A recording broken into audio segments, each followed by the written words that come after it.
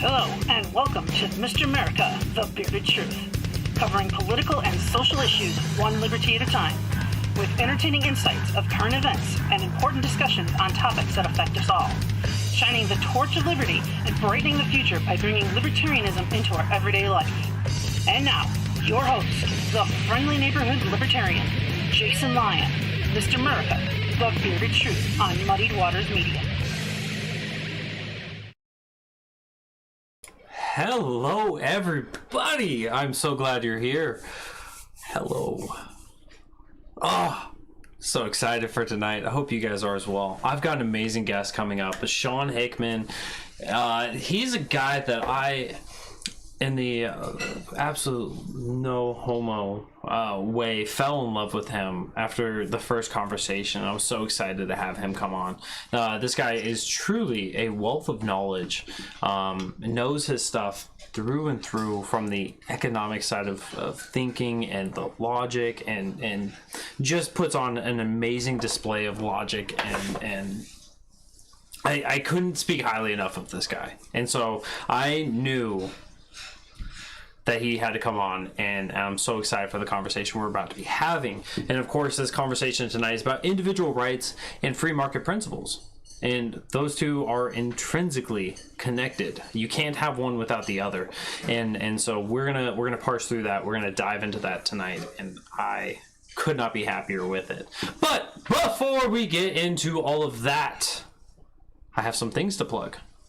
The first thing, the most important thing, that's not the most important thing, but the first thing that we're going to be diving into is that if you are a fellow loving Muddy Waters Media fan, as I am, then there is a great way to get involved, get engaged, to help support the team, and that is to become a subscriber. So if you go to anchor.fm/muddywaters/subscribe for the mere $10 a month, you can support the team and become a part of an exclusive community.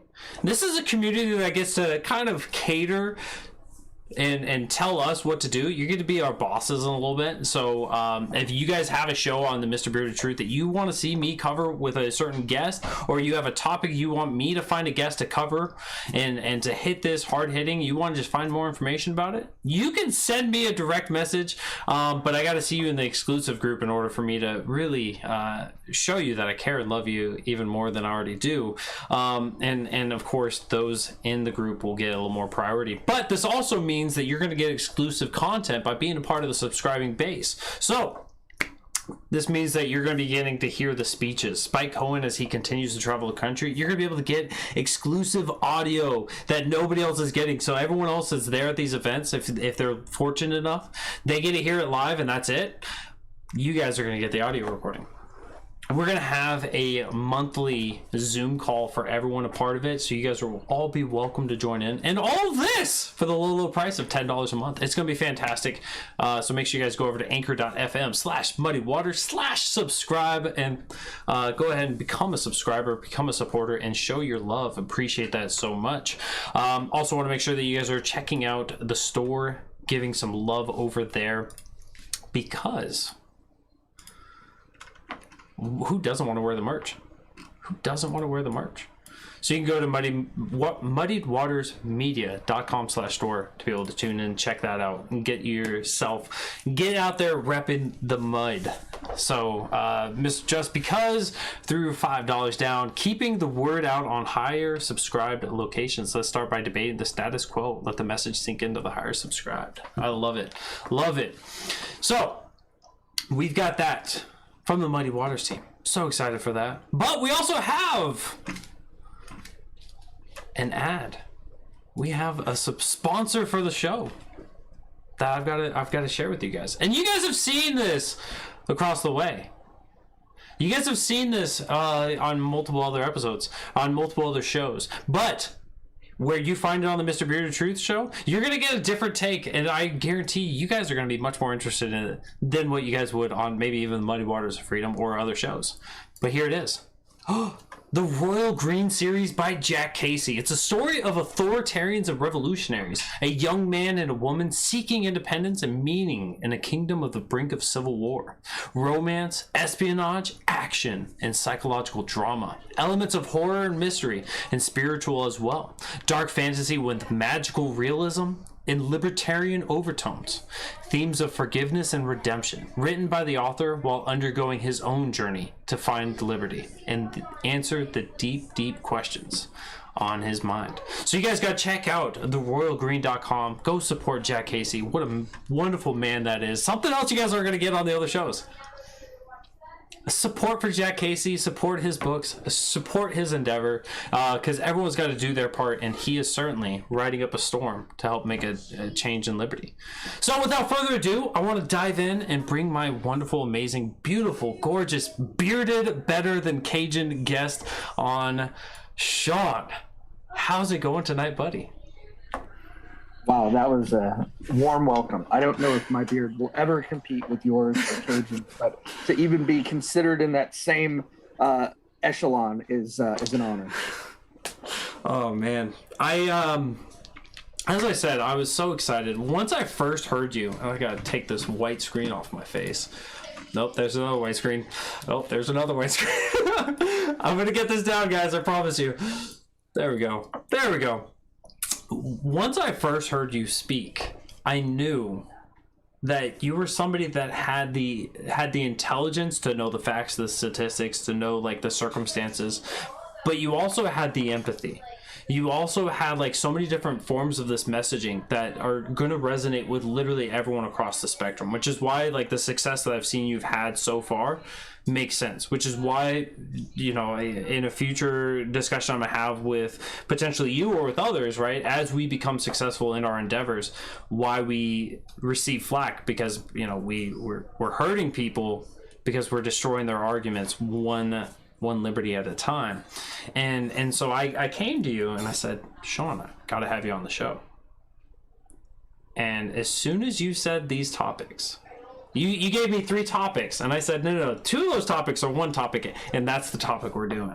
And so you'd given me individual rights and free markets. And so I want to first ask you, why is that so important to you? Yeah, it's a good question. I think first and foremost, we live in a society today who's where the virtues are out of order. Um, Forget about economics for a second. Forget about politics. From a philosophical perspective, there are other things we need to sort out first. We need to think about epistemology. We need to think about ethics. And when I think of the fundamental rights of man, and you can get this from reading John Locke, you can get this from reading Thomas Paine. There are inalienable rights that humans have. There's nature's laws. Forget about man's laws. There's nature's laws. You do have the right to your life. You do have the right to your liberty, and you do have the right to your property. And when you think about those rights supersede any form of government structure that you can conceive of. Those rights supersede any type of economic plan that you can then layer on top of that. And so the reason why it's so important to talk about free markets and to talk about individual liberty is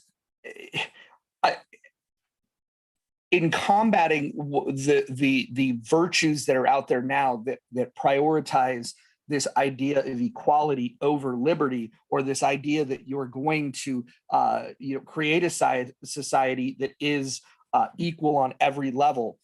You're not going to be able to achieve that.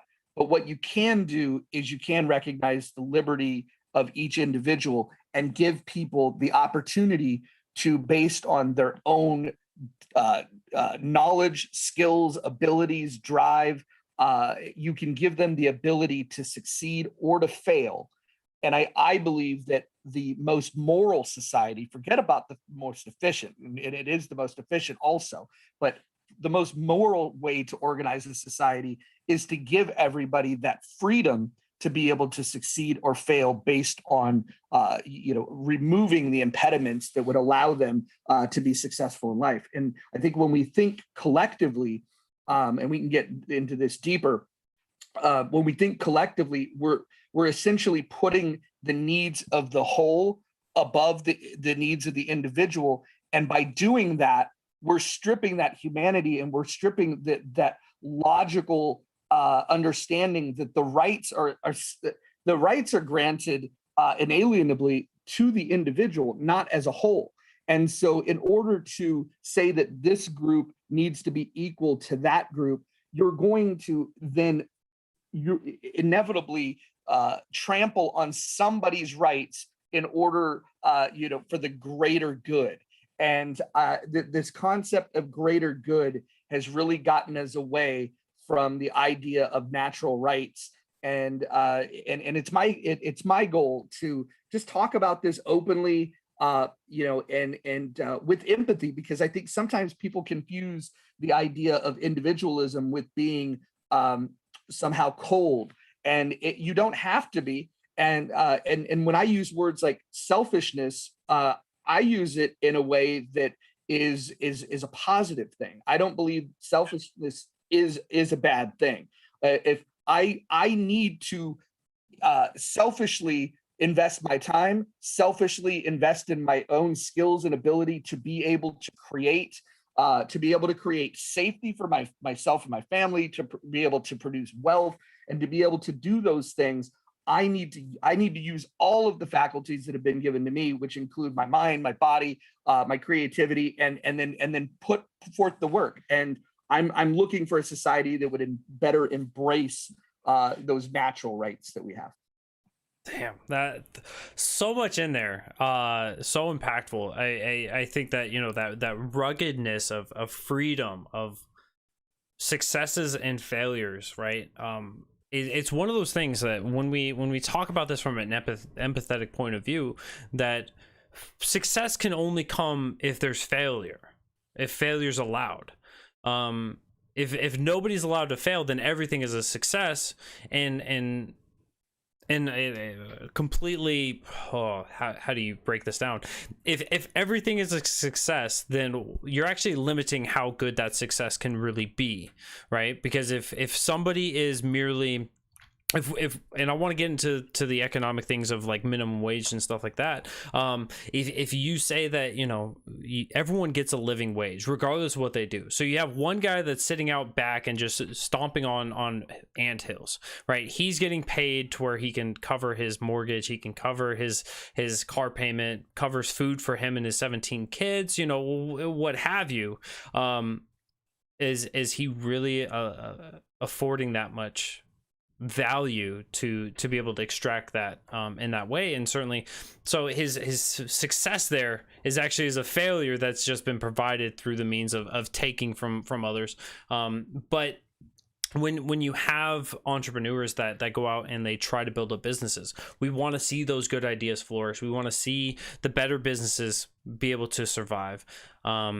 And this is going to tie in those free market values of, we don't want to have barriers there of preventing entrepreneurs from getting into the market to where they can compete against the big guys and they can take a chunk of that pie away. And so even the big guys have to innovate. The big guys have to change. But plenty of those small guys are going to fail, and they're going to learn so many valuable lessons. And so that idea of success and failure is so incredibly important. And I know you're tired of it, but I'm certainly tired of hearing that that's a lack of empathy, that we want people to fail. No, we want people to be successful. And the only way to be successful is through having some failures, if that makes sense. It does. And if I could just add, I think sometimes people have a disconnect with what success actually looks like and what that roadmap appears like. And one of the ways to think about this is think about when you go to the gym and you're building muscle. When you're building muscle, I can't tell you precisely at what day of going to the gym and working out that your muscles are going to be larger and stronger. But I can tell you that if you work out consistently, if you increase the reps that you're doing, and you increase the load that you're under, your muscles will grow.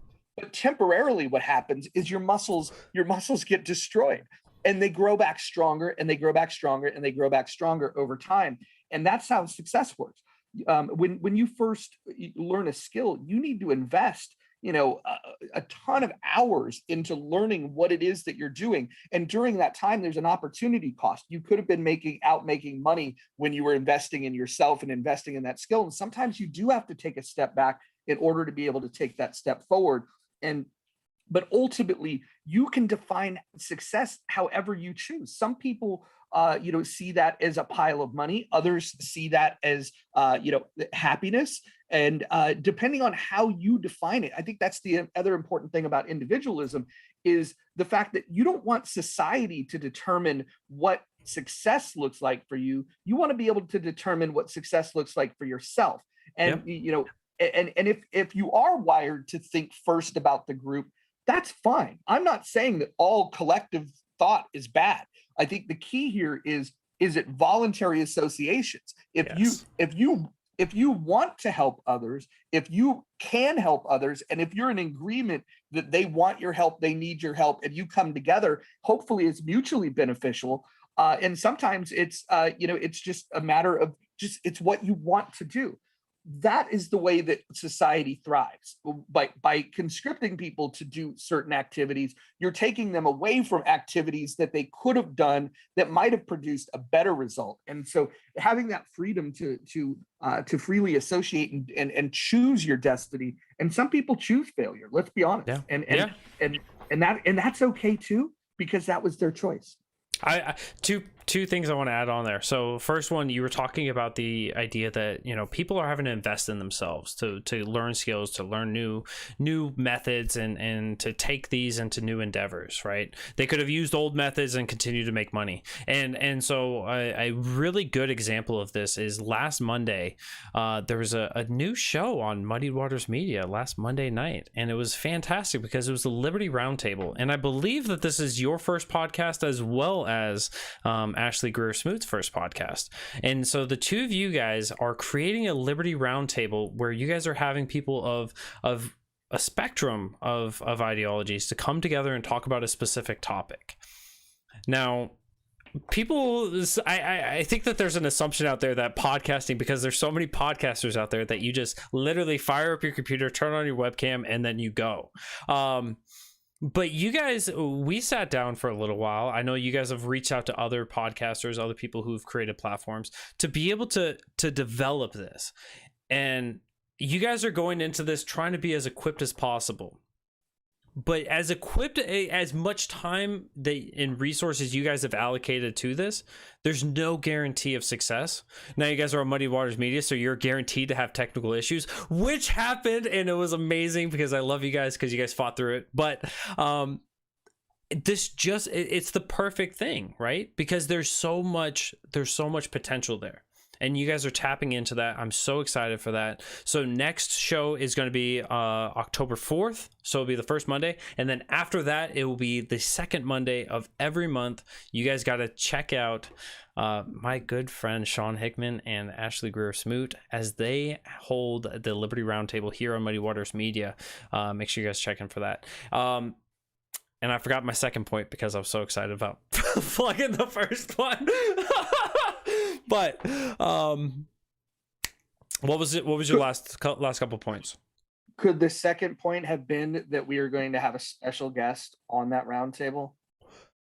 Oh, special. Well, I will definitely be there. I don't know about special. I don't know about special, but we will have definitely a good time with that. No, it was to the point that you were making towards the end of your fantastic, beautiful monologue. See, this is pause for a moment. This is why I love Shawn, everybody, because Shawn, he doesn't have a script in front of him. We didn't have show notes. We didn't have a spiel to go from.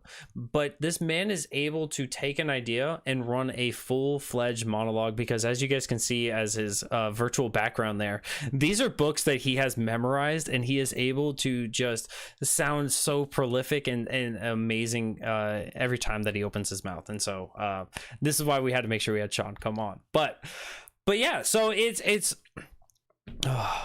yeah, I have to digress for a minute. So the idea of free market, so minimum wage, this is a common talking point.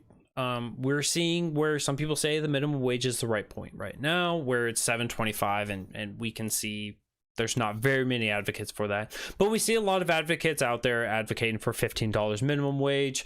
Recently there was an article, I believe it was a New York Times, saying, look, inflation has hurt so bad that $15 an hour isn't going to fix this. We're going to have to go move it up somewhere else. What is it within individual rights and with free market principles? Where is the minimum wage? Where's the correct minimum wage? And how does this serve society? Yeah, I guess I could go technical, which would bore people, or we could just have a conversation in which we could talk more practically about what the result will be. For those that are interested in understanding why central planning of this kind will fail, always has failed, and will continue to fail, you can look up the economic calculation problem. It's otherwise known as the ECP. It is it's an economic theory that Mises came up with and Hayek kind of added to that illustrates concretely why central planning doesn't work. From an economic standpoint, why pure socialism, pure communism would never work. And so rather than bore you with all of the details of that, I just teased that, go out there and do some research about the ECP. And that alone will help you in your conversations when you're talking with people that are entertaining these kind of ideas and saying how it would work on an economics perspective to understand the technical reasons why it can't work and why it hasn't worked. But to understand more in more practical terms, like what a minimum wage is and what it aims to do and how it fails in accomplishing these goals, you have to think about what is a wage anyways, right? You're exchanging your labor for performing a job that is supposed to provide value. if the more value that you provide, the more money that you would make. This idea that you are going to arbitrarily just say, okay, no, we're going to say that there's a floor on which you're going to pay for this labor, is riddled with a lot of problems. But first and foremost, you have to understand that if you're going to force the entrepreneur or the company, the employer, whoever is paying the wage of what they can assign, you're not necessarily guaranteeing a positive outcome for the individual.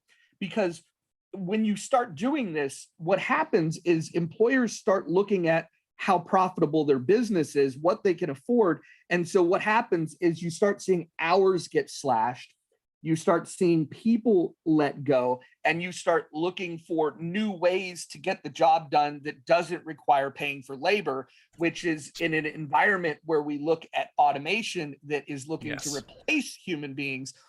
All you're going to do is continue to exacerbate this problem and put the automation roadmap into acceleration mode, because people that are paying someone to get a job done are paying to get the job done.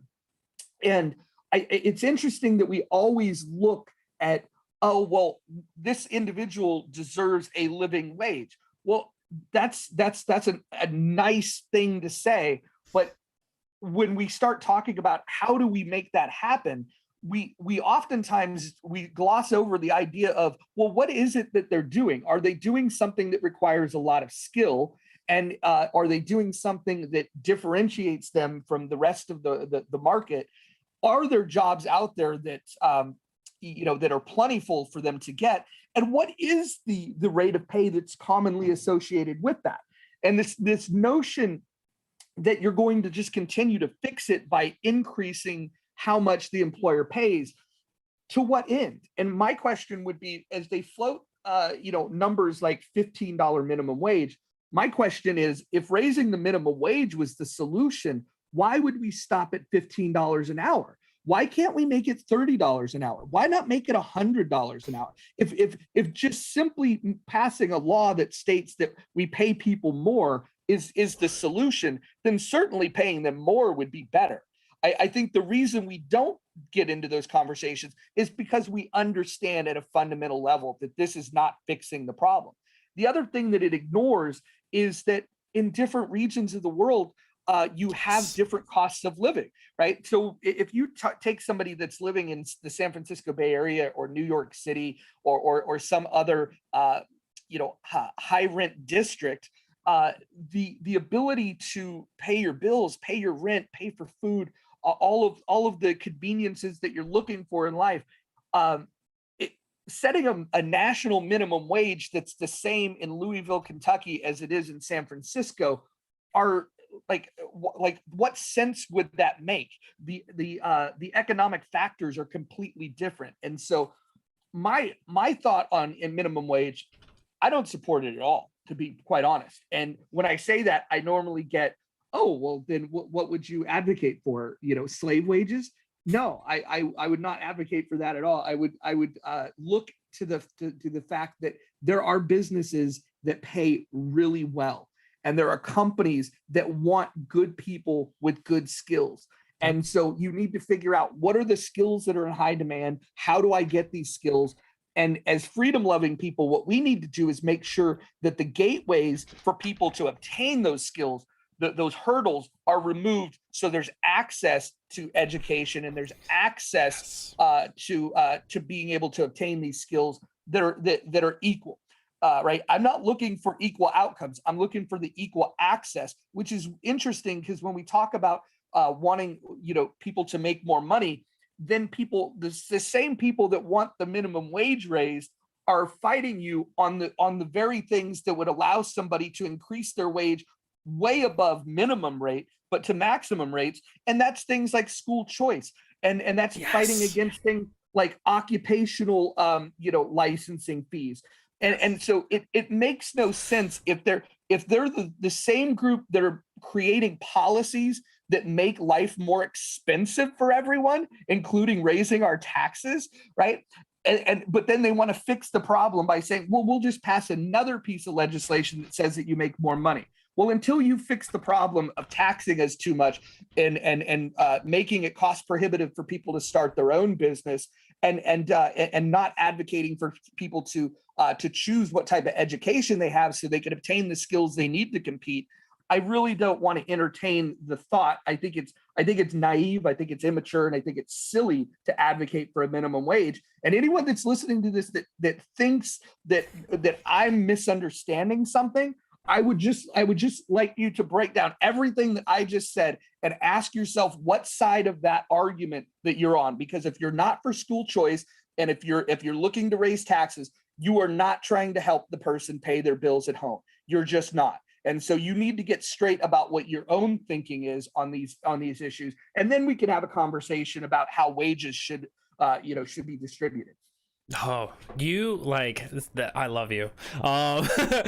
No, so many hard hitting, impactful things in there, right? Cost of living. As soon as you mention the cost of living, between LA and San Francisco in the same state, median household income or median household cost is $80,000 and $140,000. Cost of living between Greenville, South Carolina, near where I live, and in San Francisco, cost of living is 101.4% different. The idea that a federal minimum wage is going to solve the problems for San Francisco, people will not be able to afford to live there. So they're going to need to raise that up higher. People here in Greenville are going to be living like kings. The centralized idea here of trying to solve this, as you said, right, it's silly, it's nonsensical, and it's more disruptive than good. And certainly there's not legislation. There was a report done by the CBO, right, a government agency, when they were advocating for the raising the minimum wage to $15 an hour. I believe it was in 2020, if not, it was 2019. When they tried to push that, Democrats were like, look, in the CBO report, 900,000 people are going to be better off in this country. 900,000 people are going to be better off. They're going to have more wages. They're going to have more take home. They're going to be doing better off. And then we're just going to ignore the rest of what the CBO said, because what it followed up was 1.5 million people were going to be making the true minimum wage of $0 because they would be let off. 1.5 million people would be hurt for the benefit of 900,000 people. And this is true, right? This is just exactly what you were saying, because we're not addressing the problem. And we see this all too often when we try to legislate to fix a problem. We're not looking at the source of the problem, right? Cost of living is incredibly high. And as you mentioned, right, this is because the barriers for entrepreneurship is way too high through occupational licensing, through regulatory capture, through the different laws and barriers and hurdles that are put in place of business owners, through the mandates of minimum wage, and through benefits and everything else. And yeah, it would be great to have just all the benefits thrown at every one of your employees, because that's what we would like to have. But the problem is that we've made it to where it's so incredibly difficult for small businesses to survive, because we have these good intentions that we don't actually address what is going to come forward from those. And so just combining all the things that you're talking about, like being taxed too high on the individual side or on the business side, tariffs of making businesses have to spend more money in order to buy sub-quality services or products here. I would love to get you on a tirade about tariffs, but when we had the Trump tariff war, if we can describe it as such, right? It was because we had to punch China for China having too strong of a grip. Instead of addressing the problems here in America of why businesses can't be successful, because there's been too many barriers, because there's too much taxes, because there's too much control, that we would rather send it halfway across the world to China. It would be cheaper to send it halfway across the world to China, get a service, and send it all the way back, or just to buy their products. We're just merely trying to give the businesses here a better fighting chance by punching other people, rather than setting them free and giving them these good free economic principles that allows them to be successful and allows them to compete against China. And we would see a much better end result from that, and wages would go up. am I speaking just like crazy people here, or is that like, is there some economic thinking that more products you sell, the better off your people are going to be, and then as a better they get, the more that they're going to advocate for higher wages for themselves and everything else? Yeah, successful companies want the best people, and in order to get the best people, you pay the best wages, and so that's a twofold problem, right? One of them, you have to be in position yourself to be able to get that job. In order to have that job, you have to have marketable skills, and so as you're spending your time maintaining your entry level job and not uplifting your skills, you're not putting yourself in position for those jobs. But the other problem that's a lot more pernicious, and something that we need to think about, is that these large organizations are unfairly setting the market, where they get subsidies from the government.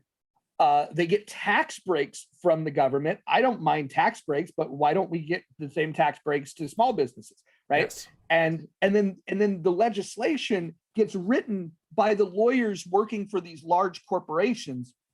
And when you do that, when you combine all of those factors, you're making it very difficult on local businesses, wannabe entrepreneurs, would-be entrepreneurs, and all of the people that would benefit from working in those types of companies.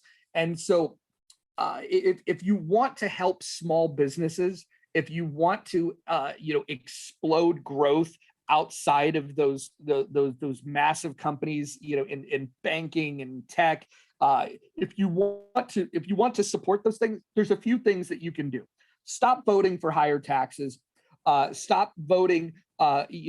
Stop voting for the laws that were written to benefit these big companies, and stop voting in the politicians that are financed by those big companies.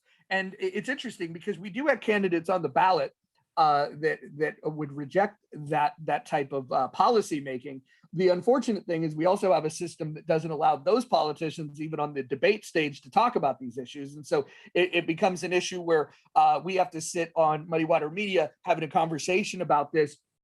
And hopefully when people hear this, they can think about the next time that there's a bill locally that's going to raise their taxes, no matter how fancy it's worded, no matter what benefit they're trying to sell you. Just think about the last, I'm almost 50 years old. If I look back in my voting history, which dates back to, the early 90s, every ballot, there's some sort of tax increase. And the way that they position it, they never say it's a tax increase. They talk in loving terms about how it's going to help the school, how it's going to help the parks, how it's going to help this, help that. And people that say, well, I'd like to help those things, just fall for it and say, yeah, let me vote for this tax.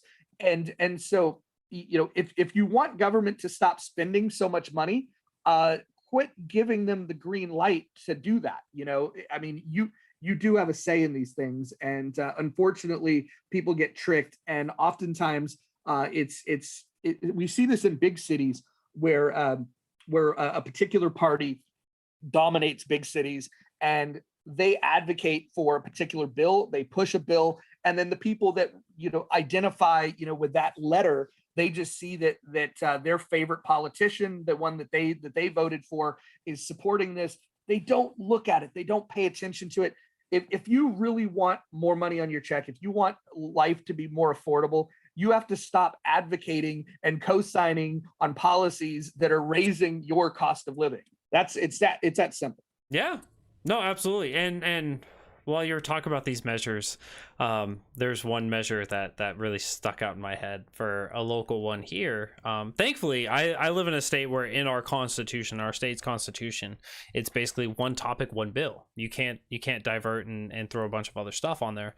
But we had a gas tax raise, and of course, gas tax means roads. Roads, guys, we need roads. Roads are great. Roads are fantastic. They get you from your neighbors, or from your house to your neighbors, to the businesses, to school, where you can get inundated with all that good stuff, questionable, and everything else. But we always see these increases, right? We want to see these increases. The government says we need to increase the revenue, and then we'll spend more and we'll fix these issues. But we never actually address the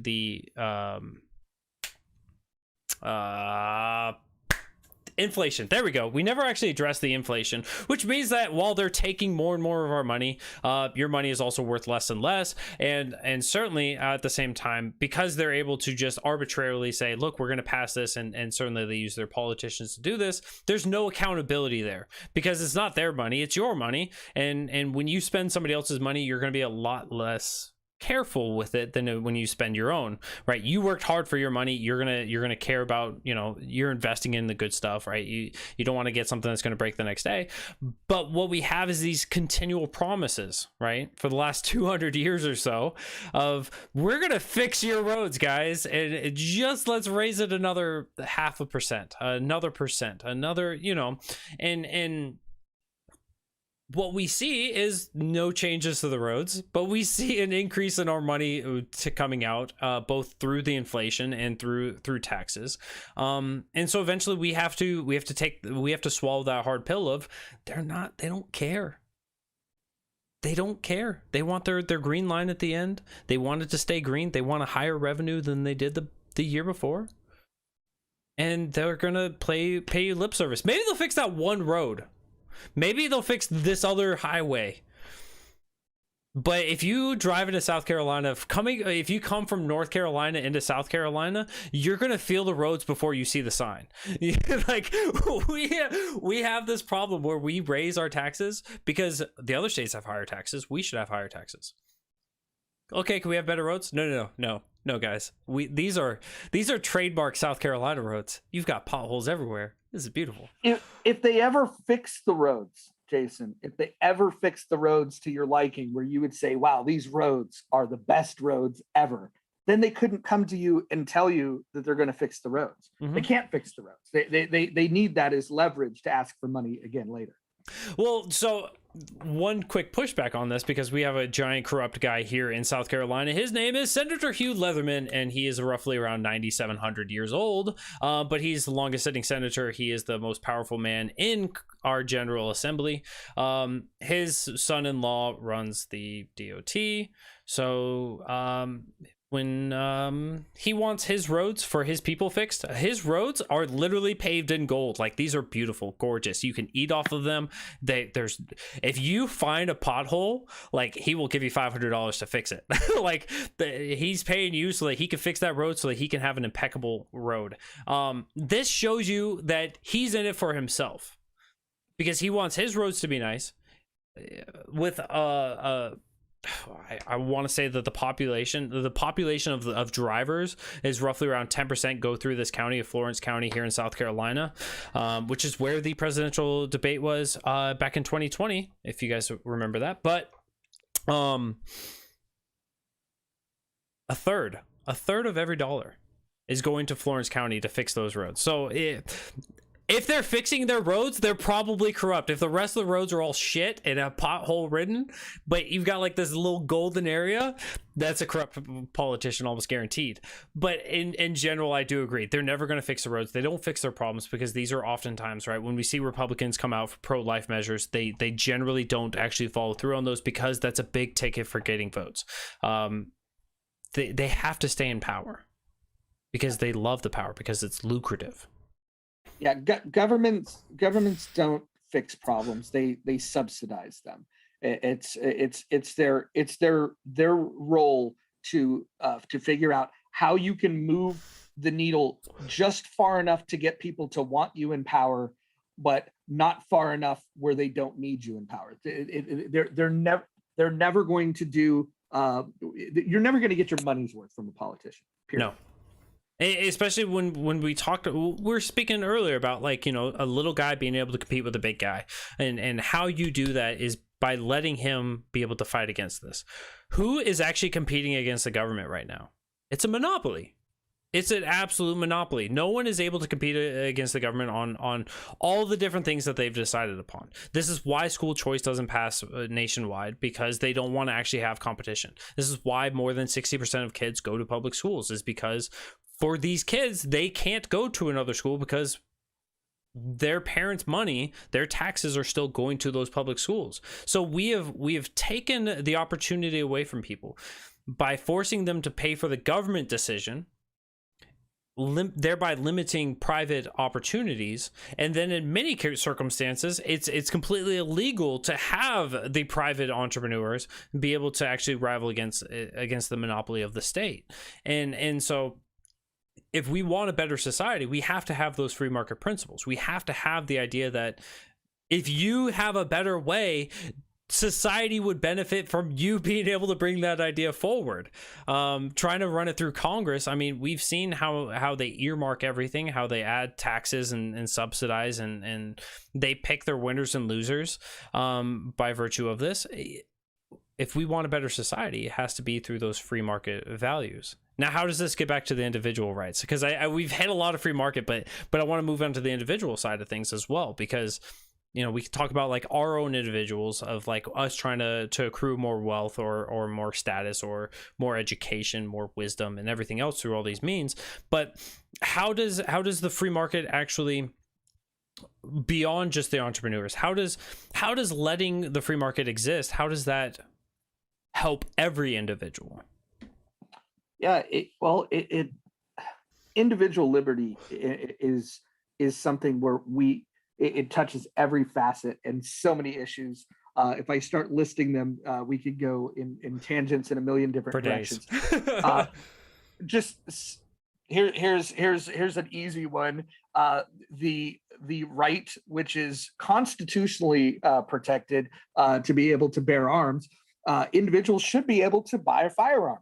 And now we have state governments that are trying to circumvent the federal government with telling you what you can buy, what you can't buy, instituting new fees, new taxes, bullet taxes, trying to make it too expensive where an individual can no longer afford to even have the right to have a firearm. And when you think about what a firearm is for, there's multiple things, right? The Constitution didn't mince words. It was shall not be infringed. And when you look at the intent of why the First Amendment was there, was in case the government got too tyrannical, you could defend yourself. But even if you didn't buy that argument, which I, by the way, do, I think a lot of people look at they think in the comfort of their own home that, it could never happen here. I mean, look throughout human history. You don't have to go too far back. It happens. It happens more often than it should, and it usually starts with taking people's weapons. Right? You disarm them, and then the tyranny comes. And so when I look at just something as simple as the individual freedom to purchase a firearm, when I look at the way that the economics ties into this, they make it so expensive where you're basically saying that as a poor person, you can't have a gun. So if you're wealthy enough, you can have a gun. And if you think outside of, protecting yourself from a tyrannical government, and you look at the other practical uses of a firearm, you can hunt with it, you can defend yourself with it. You're now saying that somebody doesn't have the right to feed themselves, doesn't have the right to protect themselves. And who are you saying can't do it? You're not saying that all people can't do it. You're just simply saying that poor people can't do it. Yes. And so when we think about individual liberty, again, they're not saying that people can't have guns. They're simply saying that we're going to make it so expensive. We're going to make it cost prohibitive for you to do this. I mean, even AK-47s you could still buy now if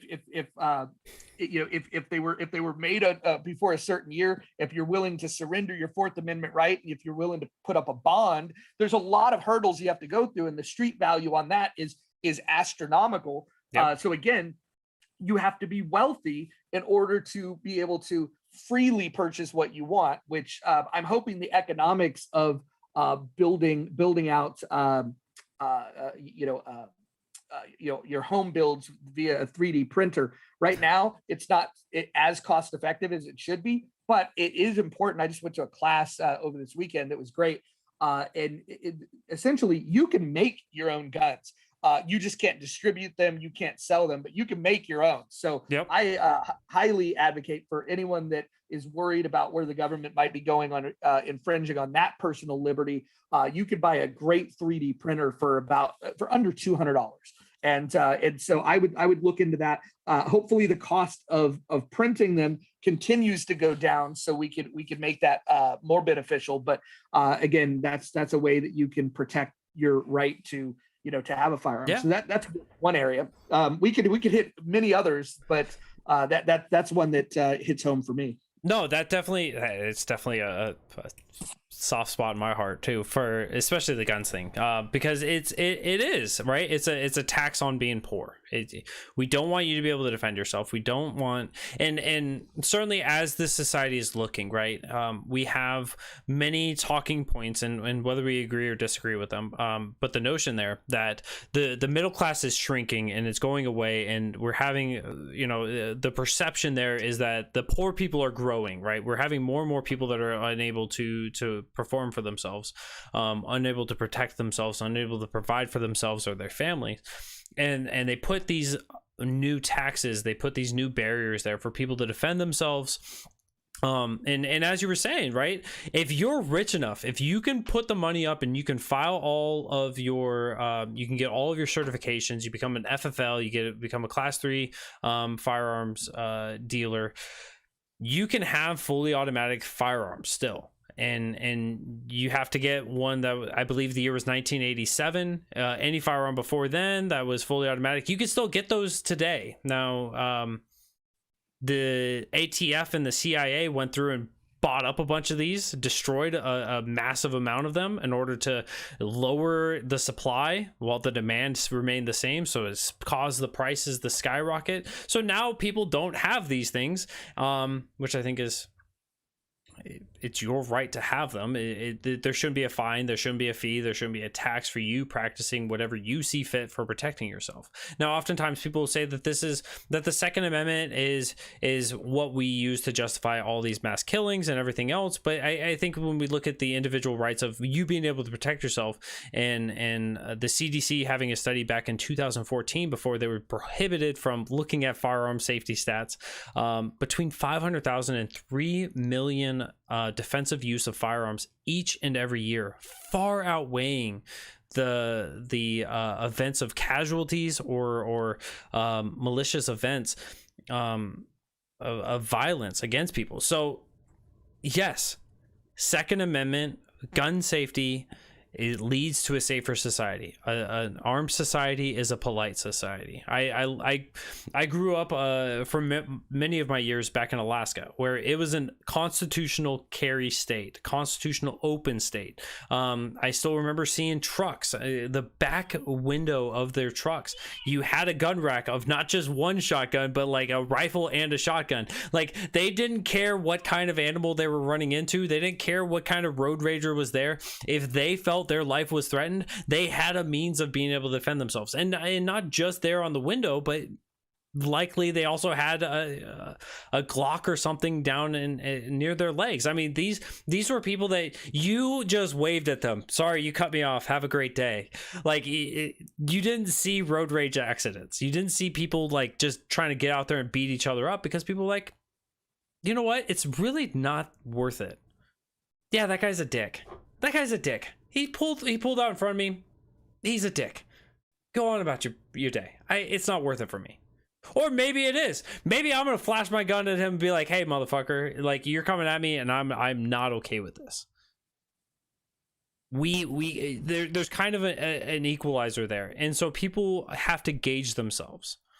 And I don't think that putting more barriers in the way of people being able to defend themselves, as we talk about like societies across the country, a young single mother of 3 kids in Chicago shouldn't have to have extra taxes and barriers in front of her for being able to defend herself, right? Chicago is a common talking point for people for gun violence, and rightfully so. There's so much gang violence, there's so many killings happening there. It's expected. Why are we erecting hurdles for these single parents? Why are we erecting hurdles for people? For them to practice their self-defense and defense of others right, which is inherent, inalienable, cannot be severed. It's frustrating for me, and like I said, it's a soft spot in my heart. I talk to Democrats and Republicans on this because it's one of those things that we can make movement by messaging it the proper way, and we have to not just for the sake of our own individual freedoms, but for society's betterment. Absolutely. We could talk about this one. I mean, I want to try to touch on some of the hotbed ones, right? Yeah. Like, so when we think of like liberty for who you can marry, I think that there's this cultural war of and the Libertarian Party has been there since day one, advocating for same-sex marriage, where I have a slightly nuanced approach on that, where it's I don't think the government should be involved in the marriage licensing business, period. This idea of waging a culture war over who shouldn't get married, like, why not take that that authority away from the government? Why should I have to pay a fee to the government to decide who I'm going to spend the rest of my life with? And then it's even more expensive if you decide that you don't want to be married anymore. Oh. And so it becomes this huge racket. And so I think that whether you're gay, whether you're straight, wherever you fall on that issue, I think there's a vested interest for everyone to say, hey, I don't think the government should have a say in this thing at all. Yeah. They definitely have no right telling people who they can love, and the fact that they're going to try to turn it into a profit center when somebody is in love by paying them a licensing fee just seems ridiculous to me. Yes. And it's also like, why are we incentivizing it? If people want to get married, let them get married. If they want to stay single, let them stay single. Like, let people freely choose what they want to do. Yes. We have blurred the lines and just accepted that it's the government's role to have a say in all of these things, that society couldn't possibly work out any of these challenges on their own without the help of the government. And that would just be one example of where I just feel like we're fighting the wrong fight there. Like, we shouldn't be fighting for marriage equality. We should be fighting for, government stay the fuck out of marriage, right? Yeah. That's the issue. And then that way you have true equality, because you have the freedom to do whatever it is that you choose to do, provided you're not hurting anybody else. You're all good. Yeah, as long as there's consent between the two people, do what you want to do. And having this discussion with government advocates, I found that their strongest argument, if you will, is for not for the life of people, but for the death in people. And so the government needs to have a say, because if should I die, right, they want to be able to redistribute my property and everything else. And so having a marriage would be a good way for that. And I have a will, I have lawyers, I have a system in place that works just fine without that. Now, granted, I've had a will since I was in the Navy, going on my first underway, not guarantee you're coming back. So I had a will from then. So I'm not in a circumstance that a lot of people have, but granted, I don't think that this should be something that is so incredibly involved from the government, right? We shouldn't have this. There's no necessity for it, and I completely agree with you. The other argument, of course, is on taxes, and it's just like civil unions. So somebody who's not married with a license, but live together for a certain period of time based on your state, is now considered married even for taxes. And so it's like, so the government doesn't need to be involved once again. Like, I completely agree. We need to have the argument of government nullification on marriages, absolutely, through and through, on that and on sex. Like, two people consenting to have sex, I don't care what the terms and conditions are. One of the most frustrating things for me is of course the conversation every libertarian likes to go to is, of course, sex work. And it's just like, sex work is absolutely legal as long as you record it and plan to sell the videos at the end of it. It's just as soon as you don't have the video being taken and money's being transferred, that somehow is illegal. It's just like, we have this entire system all kind of screwed up because the government is stupid. It's ineffective and it's inefficient, right? Prostitution is something that's been around for forever. And of course, as we've discussed so many different black market topics here on the show before, we had the war on drugs, and I've touched on some other ones, but putting a war on prostitution or sex work isn't going to make sex work safer. It's not going to make it better for anyone who's actually engaged in this. And we've seen this time and time again. Of course, sex trafficking is wrong, right? Doing this without somebody's consent. But at the end of the day, right, what two consenting people are doing with each other, whether it's a marriage and union or whatever kind of coming togetherness it is, if it's transactional of money or services or whatever else, this should be allowed. And I agree with the nullification of government involvement on it. Yeah, the sex work one's interesting. Sex is perfectly legal to give away consensually, but once you profit from it, then that's problematic. And so I don't understand what the challenge is. It's beautiful. But so we've hit two big topics: guns, sex and marriage. What's the other hot topic one that you think that we would be remiss without missing for the last and final? Yeah, I mean, when we talk about our personal freedoms, everyone, depending on we've kind of jumped into these tribes, and if you come from the tribe that wears the D as a symbol, or a tribe that wears an R as a symbol, you think of your personal liberty in these different ways. And I think from my perspective, the big recognition that we have to do is recognize that even if it's not a personal liberty that I am affected by, we should all be advocating for all of those liberties that do not infringe on other people's rights. And so when I look at something like, let's say, a mandate, for example, on a vaccine. I was hoping you were going to pick this. I was hoping you were going to pick this. Somehow this infectious disease became a political football to be kicked around. And I'm somebody that, due to my own personal circumstances, I decided to get the vaccine. And I'm sure there are people listening going, "Oh no, you're crazy." But I have to hate you. I have to end the segment right now. No, I'm just kidding. it could happen, but the reality is I love the fact that I can choose that. Mm-hmm. I love the idea that I can choose to do my own research. I could choose to get it, or I could choose not to get it. The idea, though, now that we have a government that feels that they can,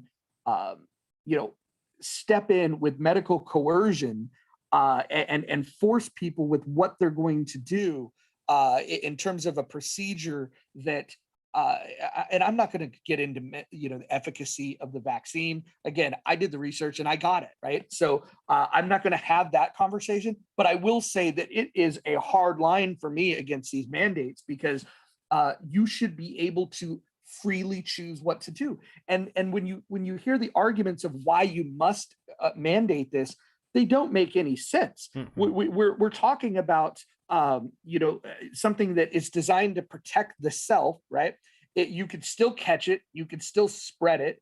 And so the idea that me getting vaccinated is going to help other people, if I believed that, I would still probably say that there's a better way outside of of mandating it, because the truth of the matter is if you don't want to catch it, you still have responsibility of where you choose to go and what you choose to do. If you want the vaccine, get the vaccine. Guess what? It's available. You can get the vaccine. There are places in this world where you don't have access to it. We should love the idea that we can get it, can't get it. But the fact that this is a political issue, it's crazy to me. I've heard the body autonomy argument, and I think it's a good one, because you shouldn't be able to tell somebody what they should or shouldn't do with their body. I think that's sound. If we wanted to get more dramatic than that, we could talk about what happened with medical coercion after World War II. The Nazis were guilty of medical coercion, and they went to Nuremberg and they got hung. And now I'm not saying Dr. Fauci should get hung. All I'm saying is that if he went to trial, I'd be okay with that. I love it. No, and so we are on the opposite sides of this when it comes to personal choice on this. right? I have not taken the vaccine. My wife cannot have the vaccine, and I'm right there with you, right? I have friends that have been vaccinated. My family members have been vaccinated. I'm all for it. Everyone should have that choice. I'm against it personally. You're for it personally. And this is what libertarianism is.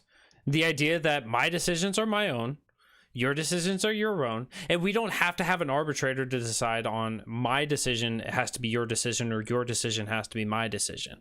And just to hammer some of the points you were making, and I love each and every one of them because they're so important, right? It does make people safer. We've seen this. It makes it to where you're less likely to have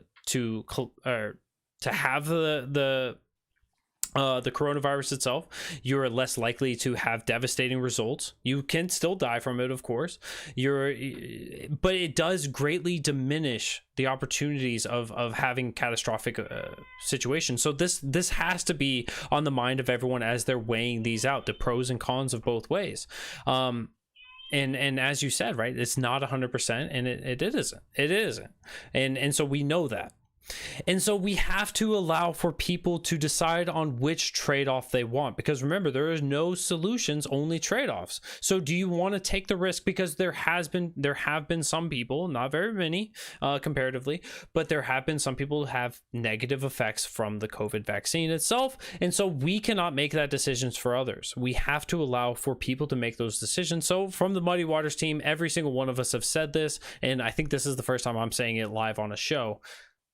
Get the vaccine if you want to. If you don't want to, I support you. I support you either way. I am personally not taking the vaccine right now. I may in a couple weeks, may in a couple months. Who knows what I'm going to do. But until then, it's my choice. Even if the government mandates it, it's still my choice. And I want to plug back to 2 weeks ago when I had Dwayne Lester on. And one of the questions that he had asked was, if a just government collects its power from the people, and how can you give the government a power that you do not have? I do not have the power to tell Shawn he cannot have the vaccine. Shawn does not have the power to tell me I have to have the vaccine. So the government doesn't have that authority, and that's why we are seeing so many people on both sides of this equation, both sides on this topic, coming out here and supporting the libertarian position of make your own decision. And this is what's so incredibly important. This is what's beautiful. And I'm glad that this is our final conversation piece, because this is how we actually see the libertarian philosophy infiltrate itself into the Republican and Democratic talking points, because we're seeing Democrats who are typically viewed in this topic as being pro-vaccine. We're seeing Republicans who are typically against the vaccine. In large swaths. Some of them are very Trumpian, and so that's a different beast to handle in itself. But we are seeing people from both sides saying, look, we're against this mandate because it's somebody's decision. Get the vaccine if you want to. Don't get it if you don't want to. We are seeing us actually infiltrate the culture. We are actually influencing the culture, and this is what's so important. This is why it's so amazing to have people on like Shawn who just knock it out of the park with absolute logic and intellect and wisdom and understanding of these topics. And we have to keep talking about these things. We have to keep making a difference. I love you, Shawn. I appreciate you for coming on. Any last words you want to share? No, I just really appreciate you having me on, and I'm looking forward to what we're going to be doing on the 4th. It's going to be a lot of fun, and just everything that you've been doing inspires me. It's folks like yourself that have helped me to get more involved locally, which I think is I've been on the fence. I've been a big L for I think 27 years, and I'm sorry, small L for 27 years. And but a big L for only 6+ months, and I trace this back to meeting folks like yourself that have really kind of paved the way and shown me that sitting on the sidelines and having opinions is not enough. You got to roll up your sleeves. You got to get your hands dirty a little bit, and so I just wanted to thank you for being one of those people that's inspired me. I appreciate it so much, Shawn. I love you, man. I appreciate you. You're always more than welcome to come on. Whenever you have a topic you want to share, you're more than welcome to pitch it at me. I'll follow up with you, of course. And I love you and appreciate you, man. And just keep being better than me at everything that you're doing. We'll get your beard up there. But with that, guys, I do want to plug, we do have Cajun Libertarian live on his page coming up right now. You guys are more than welcome to hop over, check out Cajun. He's normally here Friday nights, but for the rest of the week, Tuesday night, tomorrow night, you've got Spike and Matt. Go over to anchor.fm/Muddy Waters of Freedom and drop them an Anchor call-in moment. You'll get heard live on the show tomorrow night. Always fantastic. Then Wednesday night, Spike Cohen with My Fellow Americans. Thursday night, Writer's Block with Matt Wright. And then, of course, as I've already mentioned, From Bayous to Igloos, Friday night with Cajun and Eskimo Libertarian. It is one hell of a week here on Muddy Waters Media. You don't want to miss a thing. And make sure, if you guys haven't already, get over to anchor.fm/Muddy Waters of Freedom/ subscribe, join in on the exclusive community, and get in on the great content that we're about to give y'all. So without further ado, I love you, Shawn. I appreciate you so much. I hope you have a great night. And for the rest of you guys, stay good, stay loving, and keep spreading the love. Appreciate y'all. Take care. Thanks, Jay.